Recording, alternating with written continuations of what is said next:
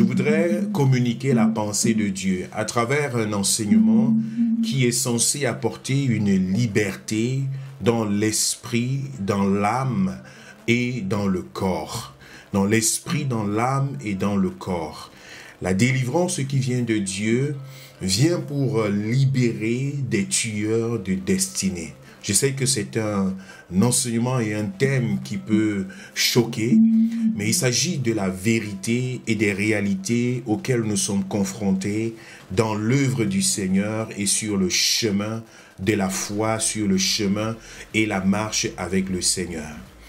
Il y en a qui s'accrochent à Dieu depuis des décennies, mais qui se retrouvent trébuchés, pas parce qu'ils veulent trébucher, mais juste à cause de l'emprise de l'ennemi par le biais de ceux-là qui se présentent comme étant des tueurs de destinée.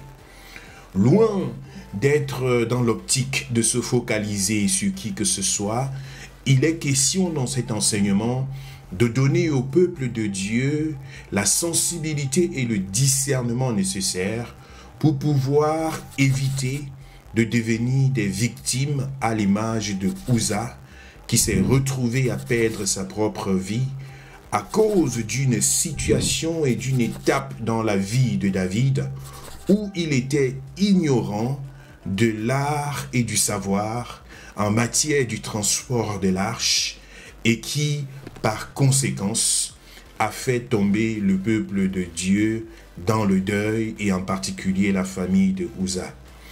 Nous venons à Dieu, nous venons à Christ et nous sommes engagés sur le chemin vers la maison de notre Père.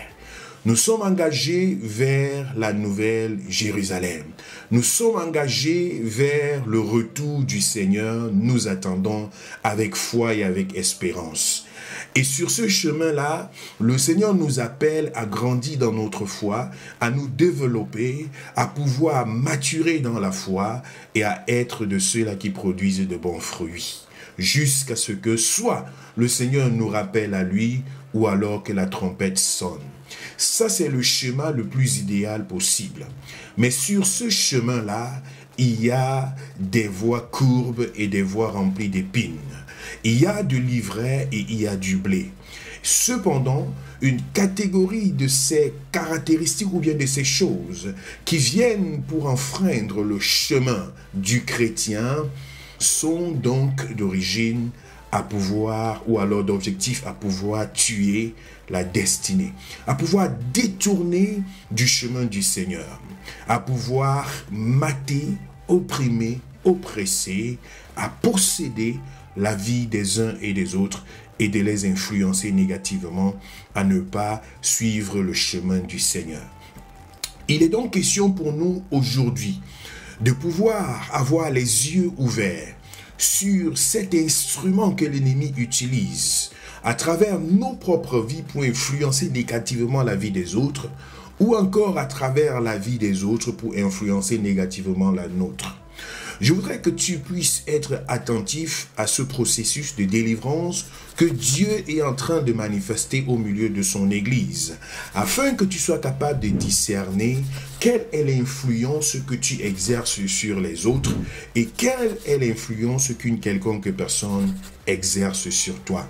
Est-ce que tu es de cette catégorie de personnes qui apportent la mort, qui sèment la mort? Je disais que c'est dur d'entendre cela, mais c'est important que cela soit dit afin que nous soyons sensibles et que nous puissions discerner, parce que l'ennemi contre lequel nous combattons, ce n'est pas nos frères, ce n'est pas nos sœurs, mais c'est effectivement l'ennemi, notre ennemi juré et déclaré, qui vient se manifester et apporter la destruction dans la vie des uns et des autres. Je suis convaincu que David avait une motivation saine, pure. Il voulait d'ailleurs faire quelque chose d'appréciable en ramenant l'arche de Dieu de la captivité vers le temple qu'il avait prévu et préparé pour le Seigneur. Il avait une motivation saine et il voulait faire quelque chose de bien.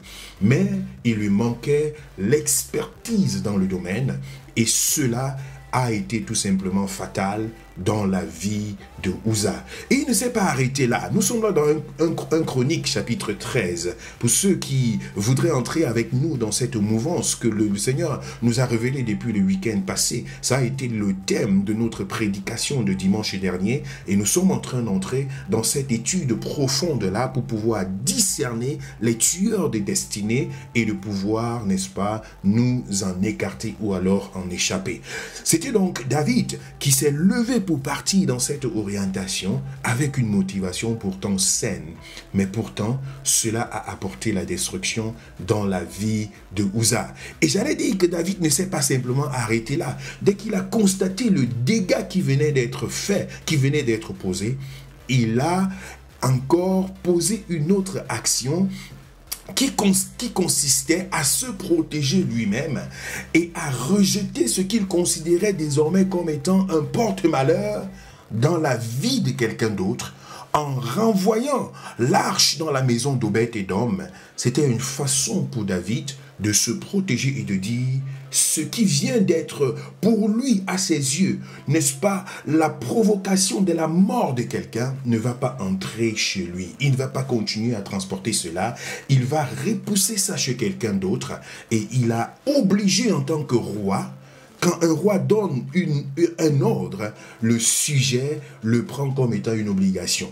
Obed-Édom n'avait donc pas de choix qu'à accepter le fait que David avait détourné le chemin de l'arche pour le renvoyer chez lui. Tu vas désormais héberger cette arche parce que quant à moi, je prends cela comme étant le sujet d'une malédiction, le sujet de quelque chose qui apportait la destruction et la mort.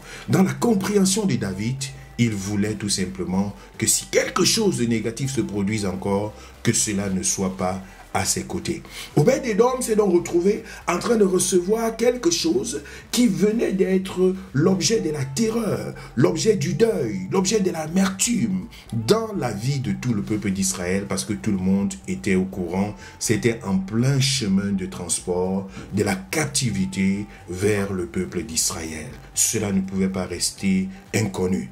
Voilà donc Obed-Édom qui reçoit l'arche chez lui à la maison. Mais quelle surprise! 3 mois plus tard, c'était une bénédiction extraordinaire. La Bible, quand la Bible parle de la richesse, mention de la richesse, il s'agit effectivement de la richesse. Il ne s'agit pas tout simplement de quelques bénédictions. Obed-Édom a été enrichi par Dieu dans... N'est-ce pas, au bout des 3 mois que l'arche a passé dans la maison d'Obed-Édom. Cela a tiqué dans la tête de David.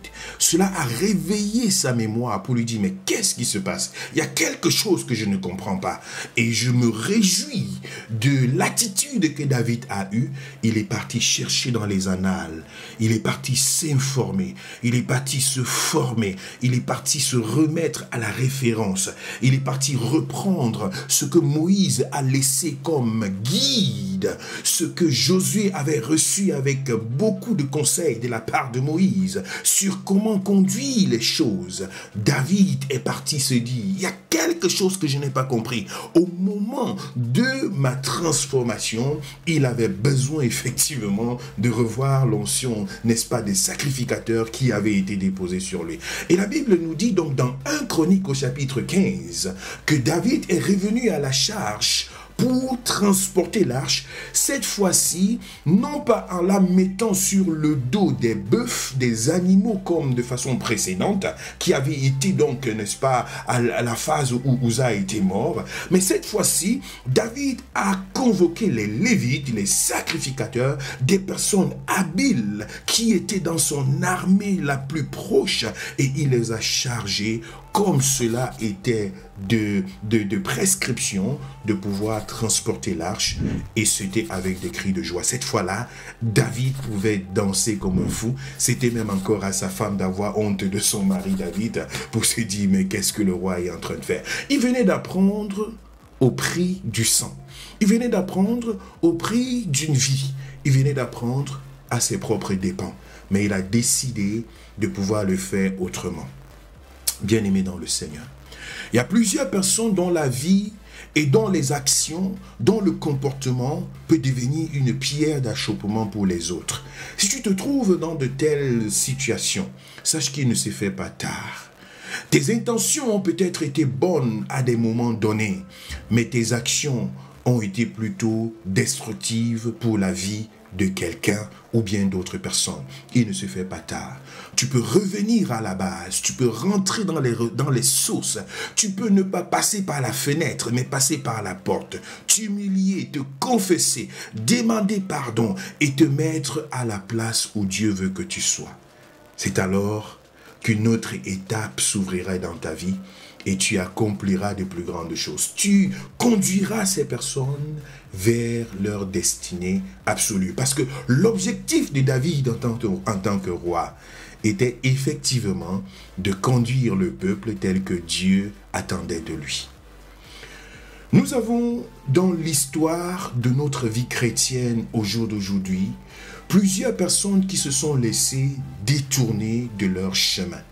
Lorsque tu es en contact avec un tueur de destinée, tu dois faire très attention parce que c'est d'ailleurs difficile de pouvoir le discerner. Je vous ai donné le témoignage dimanche dernier d'une jeune dame qui avait donné sa vie à Jésus. D'ailleurs, je trouverai l'occasion de la prendre avec moi et de faire une interview avec elle au milieu de nous afin que tout le monde puisse puiser de cela. Et ce n'est pas le seul cas qui a existé parmi nous ou qui existe dans l'Église du Seigneur. Elle était donc dans sa foi en train d'aspirer à devenir enfant de Dieu. Lorsqu'elle a cru, elle a donné sa vie à Jésus et elle est tombée entre les mains d'une personne qui était complètement indépendante, n'est-ce pas, de façon ecclésiastique. L'une des premières caractéristiques des tueurs de destinée, ce sont des personnes qui sont complètement indépendantes.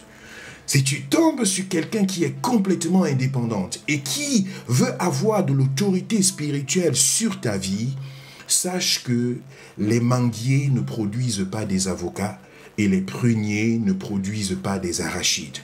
Lorsque quelqu'un qui n'a aucune référence spirituelle, qui, n'est-ce pas, va en sens dessus, en sens dessous, et se balade dans toutes les églises, se met sous toutes les autorités possibles, a 5 pasteurs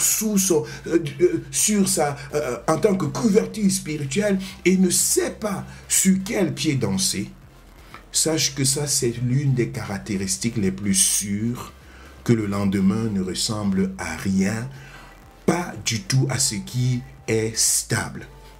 Cette jeune dame, cette jeune sœur est donc tombée sur une personne de ce genre qui a commencé à l'entraîner dans toutes les églises qui existaient dans les environs et de ne être, n'est-ce pas, stable dans aucune de ces églises-là.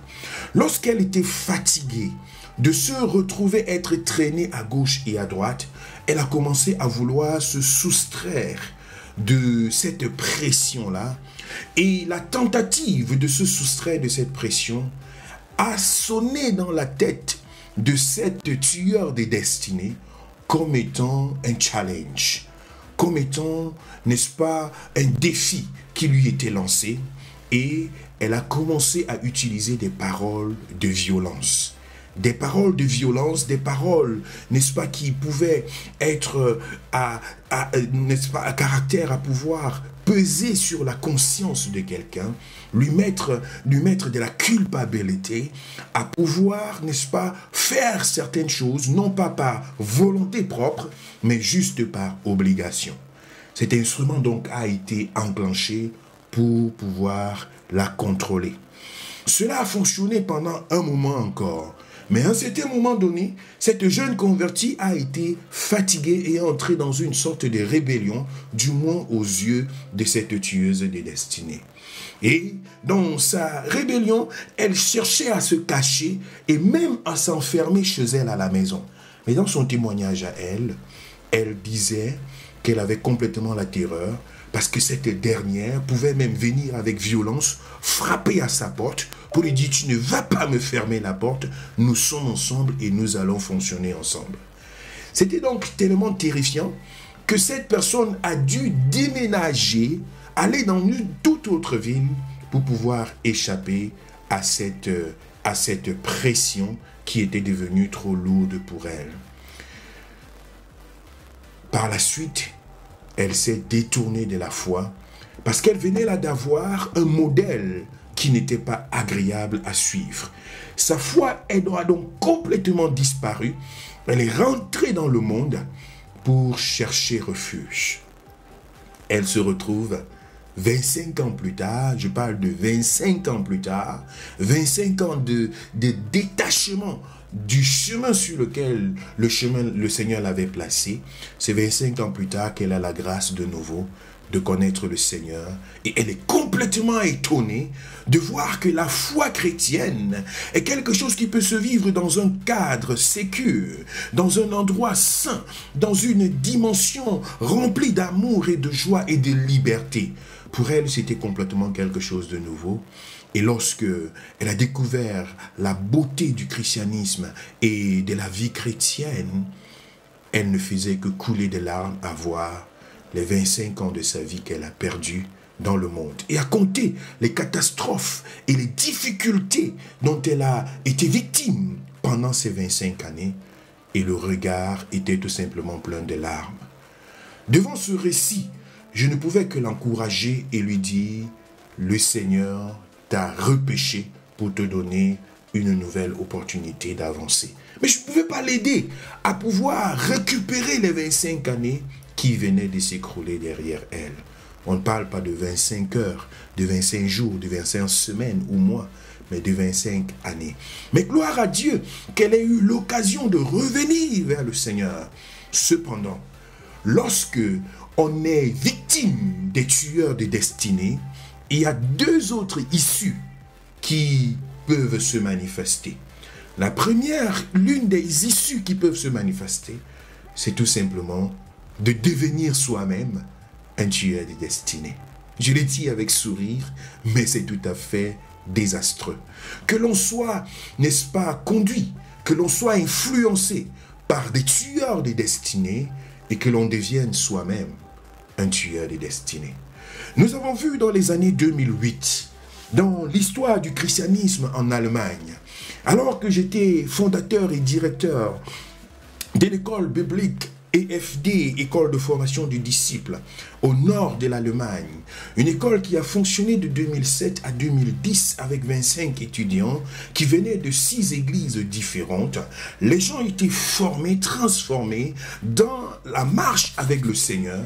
Il y a un vent qui s'est levé en France, en Belgique et qui est entré en Allemagne sous le mouvement de celui qu'on appelle Chorakwetu. Je suis désolé de prononcer ce nom ici, mais parce que ce vent-là, pendant cette période-là, est venu pour pouvoir secouer l'Église entière. L'Église en Europe a été secouée à travers, n'est-ce pas, des doctrines qui ont fait sortir les gens de l'Église contre la dîme, contre le fait que quelqu'un peut prendre le micro devant pour chanter et que les autres répondent, c'est-à-dire les conducteurs de louanges. C'était tout simplement devenu interdit. Contre l'Église, se retrouver dans un bâtiment pour louer le Seigneur était tout simplement devenu interdit.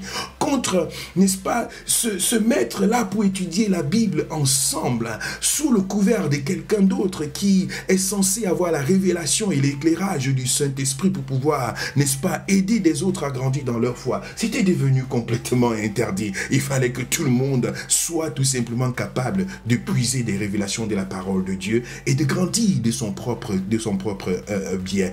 Il y avait tellement de choses qui se sont levées en un seul coup avec ce vent qui allait de conférence en conférence, de ville en ville dans toute l'Europe et qui était en train de bâtir un empire qui existe encore aujourd'hui, mais lequel empire est en train de pratiquer tout ce qu'il a dénié pendant cette période d'installation dans les années 2008 à 2009.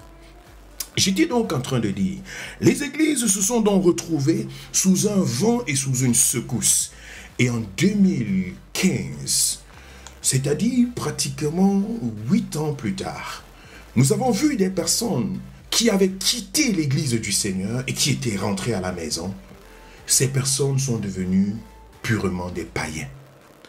Ces personnes rentraient à la maison pour se dire, nous n'avons pas besoin d'église, nous allons fonctionner sous forme de groupe. Nous allons fonctionner sous forme d'assemblée de maison. Nous allons tout simplement vivre notre communion fraternelle et faire ce que nous voulons. Première rencontre, deuxième rencontre, troisième rencontre. Au plus tard, à la 5e rencontre, c'était 1 heure de retard. À la 8e rencontre, c'était le chaos total, l'indiscipline, le manque de soumission, d'autorité, de directive, de vision. Rien ne fonctionnait. Et ces personnes sont restées tout simplement mortes à la maison. D'autres, 8 ans, 5 ans plus tard, ont essayé de se réintégrer dans l'église du Seigneur, mais la mentalité avait complètement changé.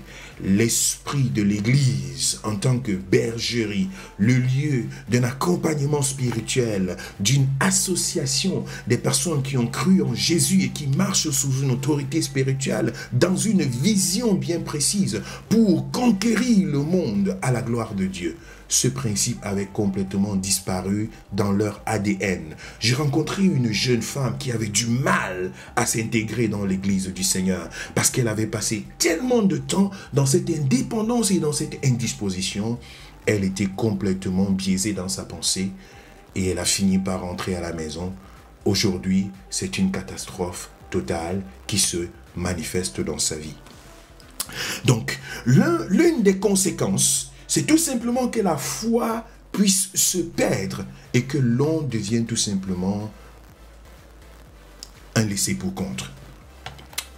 La deuxième possibilité qui peut exister, qui peut se manifester lorsqu'on est victime d'un tueur de destinée, c'est malheureusement de devenir soi-même un tueur de destinée. Je vous ai parlé de cette illustration d'un jeune homme qui avait complètement décidé d'être libre dans sa foi, ce qui n'est pas mauvais, mais tout simplement de n'avoir de compte à rendre à personne dans quelque domaine que ce soit. Il est devenu un homme, j'allais dire un mari, un père de famille, mais la famille était complètement abandonnée à elle-même, sans ce dessus-dessous, parce que même la personne qui a fini par l'épouser a été tout simplement détournée de son alignement spirituel. Il a fallu la grâce de Dieu pour remettre des choses quelque peu en ordre. Donc on peut, à un certain moment donné, devenir un empoisonnement pour la vie des autres et apporter un détour manifeste dans la vie de plusieurs personnes.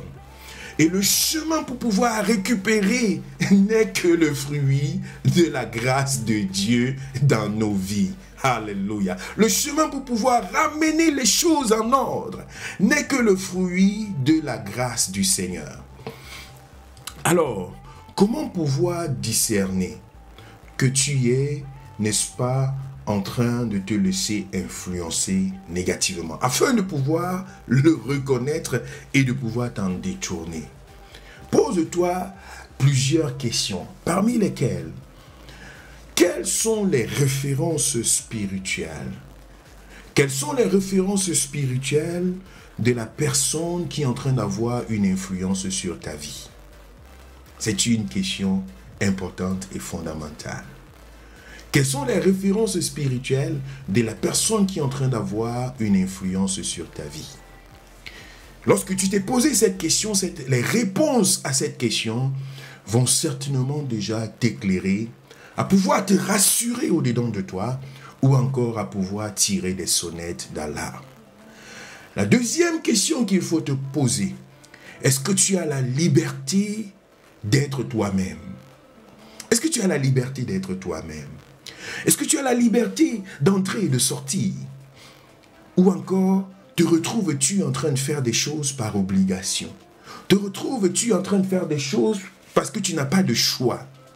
C'est une question fondamentale que tu dois te poser. Lorsque tu marches avec le Seigneur, même si quelqu'un a été l'instrument qui a été utilisé par Dieu pour apporter une délivrance extraordinaire dans ta vie, cela ne te donne aucunement l'obligation d'aller te laisser dominer par cette personne.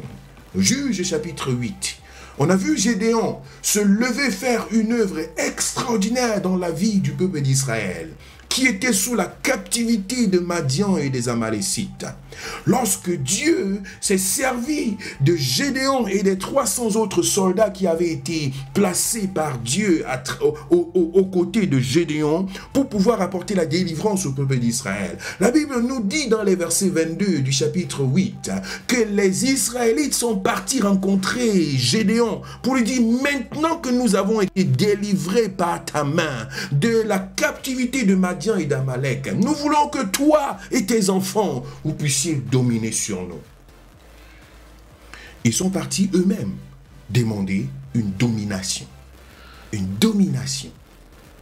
Comme si ils ne pouvaient pas, n'est-ce pas, se sentir à l'aise d'avoir échappé à la domination de Madian et d'Amalek. Ils voulaient que quelqu'un d'autre puisse dominer sur eux. Et les voilà donc en train de courir vers Gédéon pour dire: toi et tes enfants, dominez sur nous. La réponse de Gédéon est légendaire, extraordinaire. Il leur dit: jamais, ni moi ni mes enfants, personne ne dominera sur vous. Celui vers qui vous devez avoir soumission et obéissance totale, c'est Dieu. Et c'est vers lui que vos regards doivent être tournés. Cette réponse est extraordinaire. Lorsque tu te retrouves donc, que tu n'arrives pas à être toi-même, tu n'arrives pas à faire quelque chose parce que tu le désires, parce que tu en as la conviction, mais que tu es en train de faire parce que tu es obligé de le faire. Tu as la main qui te cogne la tête à chaque moment, que tu as la tendance à te détourner à gauche ou à droite. Alors sache que tu es juste en train de te laisser conduire par une influence qui peut parfois se montrer comme étant positive, mais qui va rendre ta vie complètement dépendante. Peu importe les circonstances, peu importe les résultats, il est important que tu puisses voir que tu as ta liberté.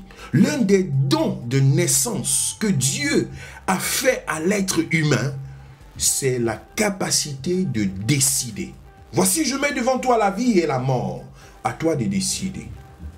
À toi de décider ce que tu veux en faire. Dieu ne t'oblige en rien et aucun être humain dans ta vie ne devrait avoir la domination sur ta vie pour décider, n'est-ce pas, de façon obligatoire de ce que tu dois faire. Ne me comprenez pas mal, je ne demande pas qu'on ne peut pas te donner des conseils. Si tu es une personne à qui on ne peut pas donner des conseils, sache que tu es perdu. Sache que tu es entré dans une rébellion où tout simplement il n'y aura pas de salut pour toi. Parce que c'est dans la multitude de conseils que vient le salut. Mais je parle de conseils, je ne parle pas d'obligation. On peut te donner des conseils et tu dois écouter les conseils qui te sont donnés. Mais à la fin, c'est à toi de choisir à quel conseil tu vas obéir. C'est à toi de dire, en vertu de tout ce que j'ai écouté, de tout ce qui m'a été dit, de tous les encouragements qui m'ont été donnés, voici ma décision que j'ai décidé de faire, que j'ai décidé de prendre. C'est très important qu'à la fin, tu sois convaincu que tout ce qui t'a été dit est servi tout simplement à pouvoir enlever l'obscurité dans la mesure du possible et que tu prennes une décision éclairée selon ta propre pensée et selon ta propre volonté. En ce moment-là, tu vas savoir que tu t'engages dans quelque chose qui est, n'est-ce pas, le fruit de ta conviction et non pas tout simplement une obligation quelconque. Donc il faudrait poser cette question. Est-ce que sous le couvert de cette personne, sous cette influence-là, as-tu ta liberté d'aller et de venir, de te mouvoir et de pouvoir agir par conviction sans qu'une obligation ne soit sur ta tête? C'est très important de pouvoir le voir afin de discerner quelle est l'influence qui est en train de s'exercer sur toi. La troisième question que tu devrais te poser, est-ce que cette influence fait naître en moi de la haine contre mes leaders spirituels? Est-ce que cette influence pousse en moi de me détacher de ceux-là qui ne m'ont rien fait? Est-ce que cette influence pousse en moi tout simplement de me détourner de ma couverture spirituelle? Ça, c'est très important que tu te poses cette question-là. L'Église est le seul cadre, je vais le dire aussi longtemps que je vivrai. L'Église est le seul cadre adéquat, prévu par Dieu, Jésus-Christ lui-même, pour la croissance de la vie du chrétien. Pierre, tu es Pierre, et sur cette pierre, je bâtirai mon Église. Et les portes du séjour des morts ne prévaudront point contre elle. C'est le lieu où le peuple de Dieu se rassemble. C'est le cadre adéquat pour le rassemblement des chrétiens, de ceux-là qui se nomment enfants de Dieu. Ils forment une famille spirituelle pour se retrouver en sécurité afin de pouvoir avancer et courir ensemble vers la même direction. Si quelqu'un se lève pour te détourner de ta foi à travers, n'est-ce pas, le déroutement, la déroute de ta vie en tant qu'enfant de Dieu, en tant que membre de l'Église, alors à partir de ce moment, il faudrait que tu saches que l'ennemi est en train d'opérer quelque chose de destructeur contre ta vie. C'est le chemin de la mort, parce que nous le savons, aussi longtemps que nous sommes rassemblés sous la couverture ecclésiastique, l'ecclésia, le lieu où Dieu, n'est-ce pas, a déposé sa grâce pour la croissance. Chaque structure a un but bien capital. Les poissons, les animaux aquatiques, dénommés aquatiques, ont un milieu dans lequel ils vivent pour pouvoir s'épanouir, pour pouvoir vivre, pour pouvoir, n'est-ce pas, échapper à l'asphyxie, pour être dans cette condition-là. C'est le lieu où ils doivent se trouver. L'Église, c'est le lieu du rassemblement des enfants de Dieu. Là où l'atmosphère est la plus adéquate pour pouvoir avancer avec le Seigneur. Si tu trouves donc quelqu'un qui a pour objectif de t'influencer à pouvoir te détourner de ton Église, de la famille dans laquelle Dieu t'a placé, alors rends-toi tout simplement compte que ça c'est une influence négative. De la même façon, pour nous qui avons des enfants, nous le prenons de façon très simple. Lorsque quelqu'un vient dans notre famille pour pouvoir éduquer ou bien instruire, inspirer un enfant à quitter la maison familiale pour aller dormir dans la rue, pour aller être un sans-abri par tétutesse, nous intercédons, nous prions, nous supplions le Seigneur parce que nous savons que c'est quelque chose qui n'est pas normal. C'est donc important que nous puissions voir que sortir quelqu'un de l'Église, sortir quelqu'un de la présence de Dieu, sortir quelqu'un de sa famille spirituelle est tout simplement l'acte d'un tueur de destinée. Et ce sont des choses qui devraient tout simplement être proscrites au milieu de nous. Je voudrais que le Seigneur t'accorde cette délivrance. Je voudrais que le Seigneur, par, n'est-ce pas, l'ouverture de ton esprit, puisse te permettre de pouvoir échapper aux tueurs de destinée. Ou encore, à regarder en toi-même quelle est l'influence que tu as sur la vie des autres. Es-tu en train de détruire la destinée de quelqu'un sans même le savoir? Vous savez, je bénis le Seigneur parce que en tant qu'église de prière, en tant qu'église dans laquelle le combat spirituel prend une place importante, en tant qu'église fondée sur nos genoux dans la prière, le jeûne et l'intercession, nous avons toujours la victoire sur les stratégies de l'ennemi. Nous ne sommes pas épargnés des attaques de l'ennemi. Nous ne sommes pas épargnés d'être la cible de Satan et de la sorcellerie. Ça, il ne faut pas se leurrer. Mais aussi longtemps que nous sommes dans la prière, dans l'intercession, toutes ces stratégies seront toujours mises à nu et sans effet et à découvert. C'est pourquoi il n'est pas exclu que même des sorciers s'ingèrent dans la maison de Dieu, que même des personnes qui, n'est-ce pas, de façon consciente ou inconsciente, peuvent se retrouver au milieu du peuple de Dieu. Je ne demande pas d'entrer dans un soupçon et dans des regards bizarres à gauche et à droite, parce que nous ne devons pas avoir le temps de pouvoir faire ce genre d'investigation. Ce pourquoi nous devons avoir le temps, c'est d'allumer le feu de la prière. Et dans la présence de Dieu, l'ennemi est mis à nu et à découvert, et la puissance de Dieu se manifeste. Il faut savoir que l'ennemi peut utiliser des personnes même pour te détourner de ta destinée, pour te détruire de ce que Dieu est en train de vouloir accomplir dans ta vie. Lorsque certaines personnes perdent donc le fil de leur accompagnement spirituel, je l'ai dit tout à l'heure au début de l'enseignement en titre d'introduction, lorsque nous avons donné notre vie à Jésus, nous entrons dans le chemin de notre destinée, nous avançons avec le Seigneur, nous prospérons avec Dieu et nous entrons pour la plupart ou bien pour quelques-uns dans la maturité et dans l'appel de Dieu. Et un jour, on se retrouve établi par le Seigneur. J'aime mon propre témoignage. J'aime mon propre témoignage. Et je bénis le Seigneur pour ce qu'il fait et ce qu'il a déjà fait jusqu'au jour d'aujourd'hui. Lorsque je regarde derrière moi et que je me demande si ma destinée avait été tuée, dans le parcours que j'ai eu avec le Seigneur et dans l'Église, je ne serais pas aujourd'hui ce que Dieu est en train de faire à travers ma vie. Quand je vois le parcours de cet enfant qui à 12 ans a été approché du Seigneur malgré qu'il n'en était même pas conscient par tout simplement la volonté de sa maman, et que en cherchant, n'est-ce pas, en étant dans cette atmosphère, il a fini par avoir la soif, par découvrir et avoir un engagement personnel avec le Seigneur.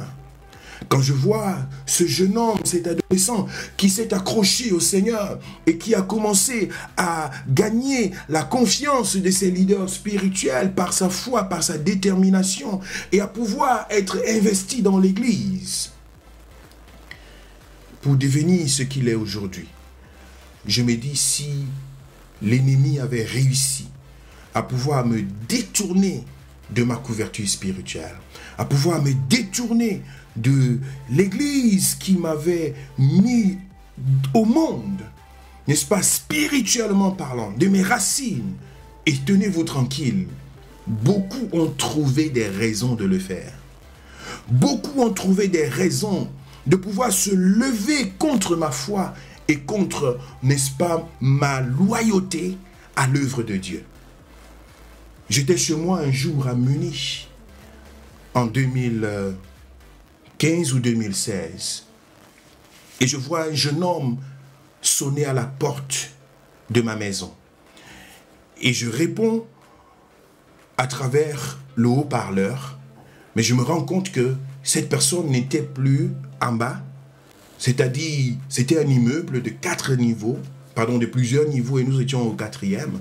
Et lorsque j'ai suivi la sonnerie et que j'ai ouvert, n'est-ce pas, le haut-parleur pour demander de qui il s'agit, je me suis rendu compte que la personne n'était pas en bas, mais plutôt juste devant la porte. Et la personne se présente et je dis, toi je ne veux pas te recevoir chez moi maintenant.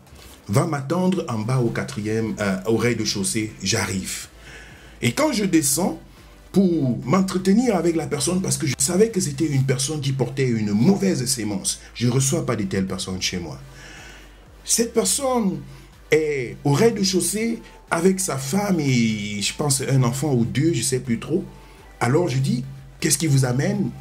Je sais très souvent quel est le genre de conversation que vous amenez, mais qu'est-ce qui vous amène chez moi? Je peux vous écouter pour un instant avant de rentrer m'occuper de ma famille. Vous ne pouvez pas vous en rendre compte que c'est quelqu'un qui avait fait 2 heures, 3 heures de route, de voyage, pour venir finir par mettre des paroles qui étaient censées me détourner de mon père spirituel. Dès que j'ai senti sa façon de m'accoster et de venir, j'ai dit, le débat est clos, la conversation est terminée, prenez votre voiture et rentrez chez vous. J'ai fermé ma porte et je suis rentré chez moi. L'information est partie à gauche et à droite. Oh, le pasteur Chibi, il a fermé la porte à quelqu'un qui venait chez lui pour le saluer, pour prendre du temps avec lui, la communion fraternelle. J'ai dit à tous ceux-là qui voulaient raconter ce qu'ils ont écouté, vous pouvez raconter ce que vous avez écouté, mais moi je sais que j'ai fermé la porte à quelqu'un qui venait m'apporter des informations négatives contre mon père spirituel, contre l'église dans laquelle je suis, contre, n'est-ce pas, ma croissance spirituelle dans mon ministère et dans mon appel. Et ce genre de personnes, je les appelle des tueurs de destinée, du moins dans cette phase-là. Peu importe ce que Dieu peut faire ou encore a fait plus tard à travers la vie de cette personne, il en est de même de David. Dans cette phase où il se trouvait, il était un tueur de destinée et cela s'est produit au détriment de la vie de Uza et de sa famille. Il faut que tu puisses discerner très vite qu'est-ce qui est en train de se passer autour de toi. Le chemin sur lequel Dieu t'a placé. Il y a des personnes qui peuvent te détourner de ce chemin-là. Et quand tu es détourné du chemin du Seigneur, tu te retrouves finalement en train de tourner en rond. L'exemple que nous avons pris tout à l'heure, c'était 25 ans de désert. Juste parce que tu as été détourné de ta destinée, tu te retrouves en train de tourner en rond. Tourner en rond.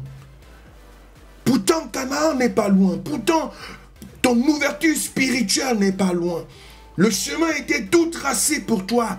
Mais juste à cause d'un tueur de destinée qui a pris le contrôle sur ta vie, tu te retrouves en train de tourner en rond. L'une des caractéristiques des tueurs de destinée, c'est que ces personnes peuvent absorber toute ton énergie. Un tueur de destinée peut absorber toute ton énergie. Tu te retrouves en train de dépenser toute ton énergie. Je parle de l'énergie physique, l'énergie sentimentale, émotionnelle, parfois même financière. Tu vas dépenser toute ton énergie. C'est comme une sangsue qui vient pour tirer toute la grâce que Dieu a déposée sur toi. Tu as l'impression que tu es en train de faire quelque chose de bien. Tu as l'impression que tu fais ce à quoi le Seigneur t'appelle. Tu as l'impression que ça va dans le même sens, que c'est un investissement que tu fais. Mais à la fin, tu te sens complètement épuisé, vidé de toi-même, vidé de ton énergie spirituelle, vidé de la grâce que Dieu a déposée en toi. Et des questions commencent à remplir, n'est-ce pas, ton intérieur. Tu commences à avoir de la rancune qui monte dans ton cœur. Tu étais quelqu'un qui était attaché, qui était déterminé, mais tu sens que le vide s'est installé. Tu sens que tu n'arrives plus à te connecter, n'est-ce pas, à ta lignée spirituelle. C'est en train de disparaître loin de toi et tu sens comme si c'est à distance et tu veux saluer ta promesse à distance. Tu la vois venir, tu vois là où Dieu voulait t'amener, mais tu sens cela tellement loin de toi parce que l'énergie a complètement été absorbée. Et lorsque tu es épuisé, tu vas te rendre compte que ces tueurs de destinée, ils vont tout simplement t'abandonner et aller à la conquête de nouvelles proies pour continuer à absorber. Ça, c'est important de pouvoir se poser la question, qu'est-ce que je suis en train de faire de ma vie? Et si tu te rends compte que ce sont des comportements qui se manifestent à travers ta vie, que toutes les personnes avec qui tu entres en contact finissent par mourir dans leur foi, pose-toi la question, y a-t-il un esprit derrière toi qui tue les destinées? Y a-t-il un esprit derrière toi qui détruit la vie des autres? Y a-t-il un esprit derrière toi qui détourne la vie des autres? Il faut pouvoir se remettre en question soi-même. Qu'est devenue la vie des personnes, n'est-ce pas, avec qui je suis entré en contact, en qui j'ai eu une influence, ou bien qui ont eu une influence dans ma vie? Qu'est devenue leur vie aujourd'hui? Quelle a été ma contribution et ma participation dans ce que leur destinée, dans ce à quoi leur destinée ressemble aujourd'hui? Bien-aimé, j'ai annoncé au début de ce message que c'est la délivrance par l'enseignement. Il faut que les esprits soient ouverts. Il faut que tes pensées soient ouvertes. Il faut que ton intelligence soit ouverte. Il faut que ton discernement soit ouvert. Que tu saches que Dieu t'a appelé pour faire briller ton étoile. Dieu t'a appelé pour faire de toi une référence sur cette terre dans ce monde. Dieu t'a appelé pour te donner une destinée reluisante, remplie de joie, remplie de paix. Mais sur ce chemin-là, tu rencontreras des tueurs des destinées. Tu rencontreras des tueurs des destinées qui peut-être peuvent avoir un objectif particulier dans ta vie ou encore tout simplement être frappés de l'ignorance. Vous savez, il y a d'autres tueurs des destinées dans la Bible. À l'instar de Nadab et Abihu, pour ceux-là qui, n'est-ce pas, sont dans le processus de lecture biblique, dans Lévitique chapitre 10, du verset 1 au verset 3, c'était les fils d'Aaron qui ont offert un feu étranger devant l'Éternel. Cela n'était pas conforme à l'ordre de Dieu. Ils ont apporté un feu étranger. Et la conséquence, c'est que le feu est sorti de la présence de Dieu et les a consumés. Cela a entraîné leur mort. Ils ont tout simplement apporté un feu étranger. Soit par rébellion, soit juste par ignorance, par imitation, pour dire nous voulons aussi faire. Nous voulons aussi. Nous sommes des fils des sacrificateurs. Bien que nous ne soyons pas des sacrificateurs, nous voulons aussi faire. Nous en sommes capables. Nous voulons aller dans cette dimension. Mais il faut se poser des questions. As-tu l'expertise de faire ce que tu es en train de vouloir faire? Même dans l'imposition des mains, il ne faut jamais se précipiter. La Bible dit, n'imposez pas des mains avec précipitation. Je connais un homme qui est parti imposer les mains. Il est rentré, sa main a tremblé seule pendant 2 semaines. Je parle de quelqu'un qui était même déjà parmi les leaders de l'église. Je ne sais pas qu'est-ce qui s'est passé. Il a donné son témoignage plus tard. Mais il s'est rendu compte qu'il n'avait pas le mandat en ce moment-là d'aller faire ce qu'il est parti faire. Il faut se poser des questions. Pour qui, avec qui suis-je en train de connecter spirituellement? Je viens de dire que lorsque on est victime d'un tueur de destinée, on peut soi-même devenir un tueur de destinée. Est-ce que vous savez que l'influence spirituelle se passe également à travers les enseignements que nous recevons? Les personnes, n'est-ce pas, auxquelles tu vas te soumettre, des enseignements auxquels tu vas te soumettre, des influences auxquelles tu vas te soumettre. Ça peut même être simplement des partages, des débats. Ça peut simplement être des partages, ça peut être des débats, ça peut être, n'est-ce pas, tout simplement des conversations, des rencontres, ainsi de suite. Mais tout ce que tu reçois dans cette atmosphère-là, ça te forge. L'esprit qui est en cette personne a une influence sur toi. Tu devrais en être complètement conscient. C'est pourquoi vous allez voir des personnes qui commencent à avoir des traits de comportement. Pourquoi? À cause de la puissance de la parole.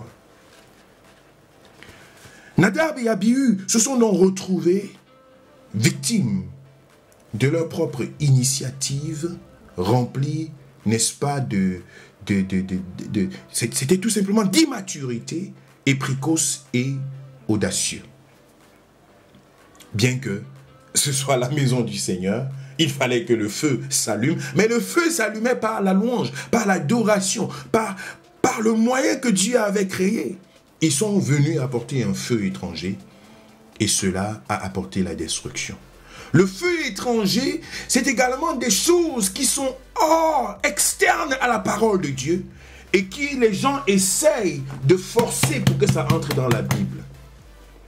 Des imaginations, des inventions, la démangeaison des nouvelles choses. Les gens fabriquent des révélations pour mettre dans la Bible, dans la parole de Dieu. Ça, c'est du feu étranger. Il n'y a aucun évangile qui peut être prêché aujourd'hui qui n'a été annoncé dans les Saintes Écritures. Même si c'est un ange qui vient donner des choses qui ne sont pas dans la Bible, dans la parole de Dieu, il faut la rejeter avec la dernière énergie. Et j'encourage de rester dans la simplicité de l'évangile. rien inventer. Ne pas chercher des révélations là où ça n'existe pas. Ne pas chercher des interprétations là où ça n'existe pas. Juste pour apporter du spectacle et des inventions bizarres. Le feu étranger a fini par les brûler. Un autre exemple des destructeurs de destinée, c'est Corée, Dathan et Abiram. Ils sont partis dans Nombre chapitre 16. Ils se sont levés pour se révolter contre l'autorité de Moïse et de Aaron. Ils ont amené, n'est-ce pas, des questions, remettre en question le rôle des dirigeants. Ils ont ignoré l'ordre qui avait pourtant été établi par Dieu lui-même. Et vous savez ce qui s'est passé? La terre les a engloutis. La terre les a engloutis en guise de punition. Et on se rend compte que leur opposition à l'autorité établie par Dieu a été tout simplement l'objet de leur destruction. Il faut donc faire attention et se demander quelle est la sémence qui était montée dans leur cœur et dans quelle orientation, de quelle polarisation étaient-ils devenus. Bien-aimés dans le Seigneur. L'autre exemple qu'on peut prendre dans le Nouveau Testament, c'est Ananias et Saphira, dans Actes chapitre 5, qui se sont levés et se sont laissés corrompre par leur volonté personnelle. Ils ont créé leur propre chose. Dans la chose de Dieu, ils ont créé leur propre chose. Le principe et la vision étaient clairs. Il fallait tout amener sur la table et répartir. Mais ils ont dit, nous faisons d'abord notre part. Et c'est le reste là qui existe que nous allons mettre dans la part de la vision globale. L'esprit des groupuscules, l'esprit de l'indépendance, l'esprit de pouvoir, n'est-ce pas, s'opposer à la vision que Dieu a placée pour le bien de toute la famille et de toute la communauté. Vous imaginez, toute la famille est à table, on a donné rendez-vous pour s'asseoir à table pour prendre un repas ensemble. Mais il y en a d'autres qui vont se cacher dans les chambres, d'abord faire ce qu'ils ont à faire, se remplir l'œsophage, l'estomac et tout le reste, et faire d'autres trucs et tout, avant de venir se retrouver à table avec les autres, et puis croiser les bras. Le repas que vous avez préparé, là, ça ne nous intéresse pas vraiment, et tout le reste. Pendant que toute la famille veut se réjouir, il y a des personnes qui ont leurs propres initiatives. Ananias et Saphira se sont dit, nous ne voulons pas nous aligner à ce qui se fait. Nous avons bénéficié de cela. Cela a été profitable pour nous lorsque les autres ont apporté leur part sur la table. Mais à notre tour, nous avons l'excellence, nous avons le savoir. Nous allons vous montrer comment ces choses se passent. Et ils se sont retrouvés en train de s'investir dans d'autres choses qui n'étaient pas dans la vision de l'Église primitive. Et poussés donc par cet esprit, ils ont été motivés à mentir pour couvrir leur association de côté. Ils voulaient couvrir ce qu'ils avaient déjà prévu de leur côté. Et ça, c'était à travers le mensonge.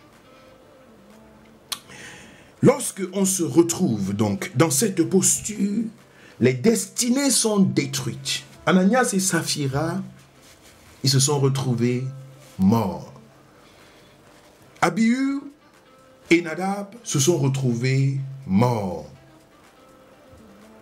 À Corée, dans le cas de Dathan et d'Abiram, la terre les a engloutis. Uza a été plutôt une victime. Et nous pouvons voir plusieurs autres exemples de ce genre dans l'Ancien Testament comme dans le Nouveau Testament.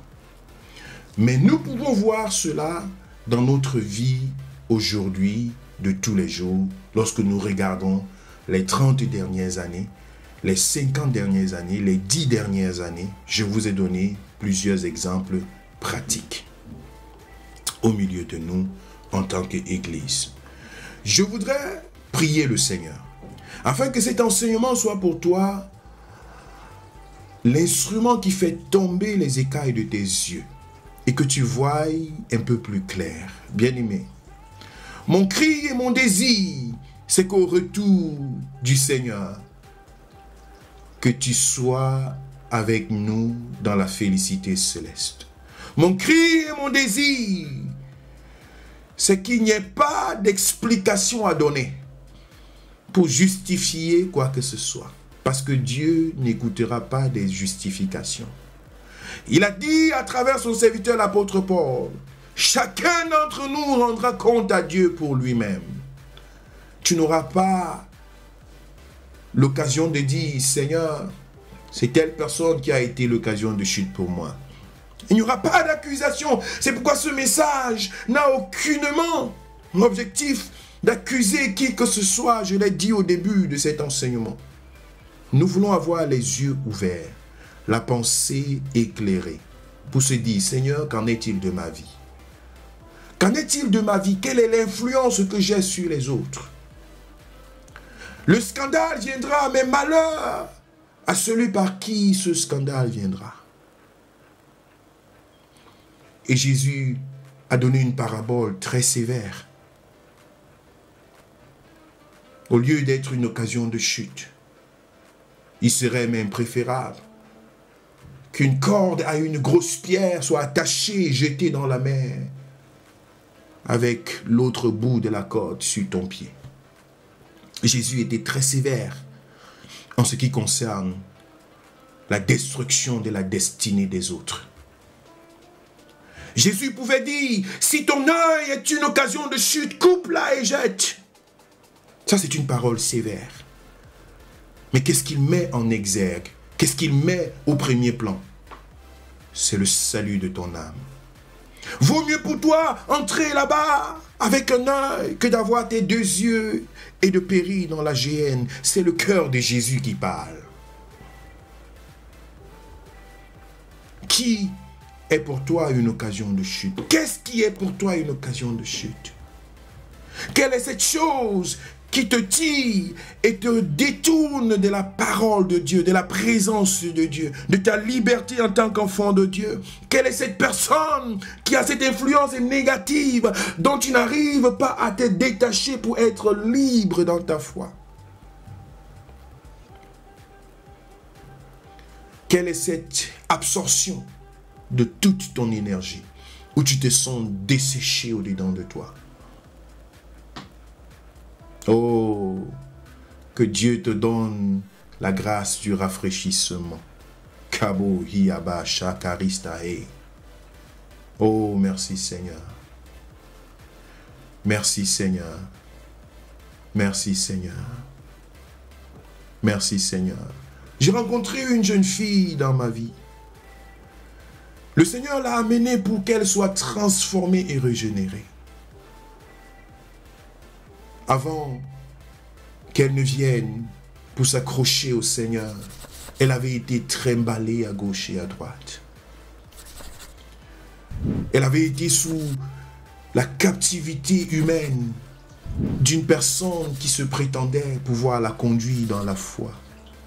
Oh, mais qu'elle a souffert. Qu'elle a souffert. Elle s'est retrouvée complètement coupée de toute la société, de sa propre famille, de son entourage. Elle s'est retrouvée sous une captivité, sous une lourdeur, sous une dépression, tant physique, spirituelle que morale. Déboussolée, perdue son identité, elle ne vivait que sous les claquements de doigts de la personne qui avait pratiquement le contrôle sur sa vie. Et cela a entraîné une destruction intérieure. Gloire à Dieu parce que la restauration est grandement manifeste aujourd'hui. Et que la liberté, la vraie liberté en Christ, est visible dans sa vie. Et qu'elle est aujourd'hui un instrument de bénédiction pour la vie de plusieurs. Mais bien aimé, combien sont ces catégories de personnes? Combien sont ces personnes qui se meurent sans liberté, sans droit, de décision, sans air libre à respirer dans les familles, dans les maisons, dans nos églises, dans nos assemblées. Le cœur crie vers la délivrance. Le cœur crie vers la liberté. Le cœur crie vers la transformation.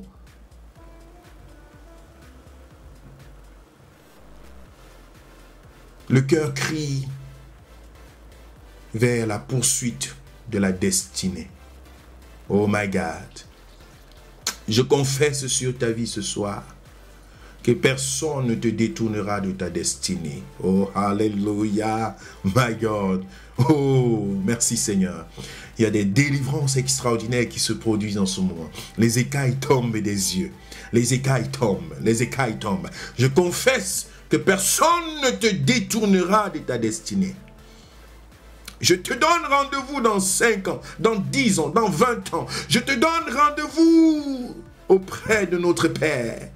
Oh my God, tu iras jusqu'au bout au nom puissant de Jésus. L'ennemi est dévoilé sur ton chemin. Ses voies sont mises à nu et à découvert au nom de Jésus-Christ de Nazareth.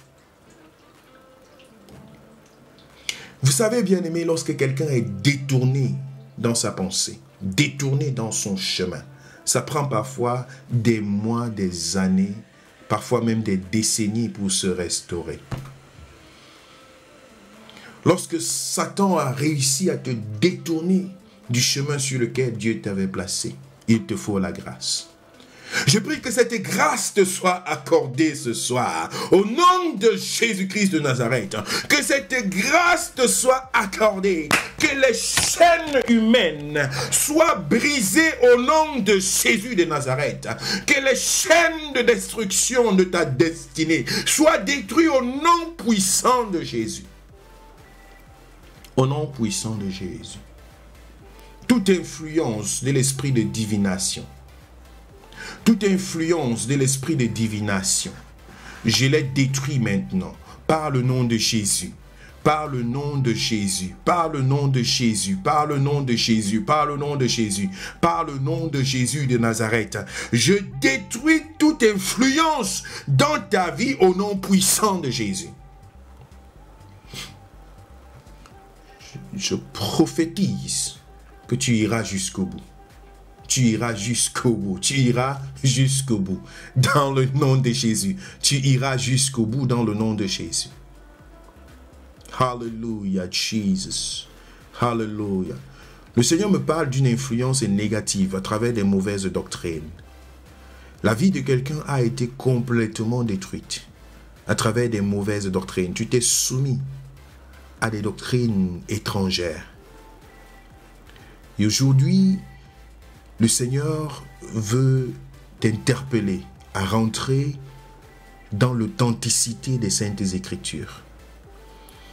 Je prie que cette grâce te soit donnée au nom puissant de Jésus. Que les forteresses, les courants de pensée qui ont été, n'est-ce pas, infiltrés en toi, que cela soit tué maintenant au nom de Jésus de Nazareth. Et que le Seigneur puisse te donner la grâce, la grâce, la grâce, la grâce au nom de Jésus. Oh, c'est comme une purification qui est en train de se passer dans la pensée. Dieu est en train de purifier la pensée de quelqu'un. Dieu est en train de purifier la pensée de quelqu'un. Tu peux sentir un rafraîchissement dans ta tête, dans ta pensée.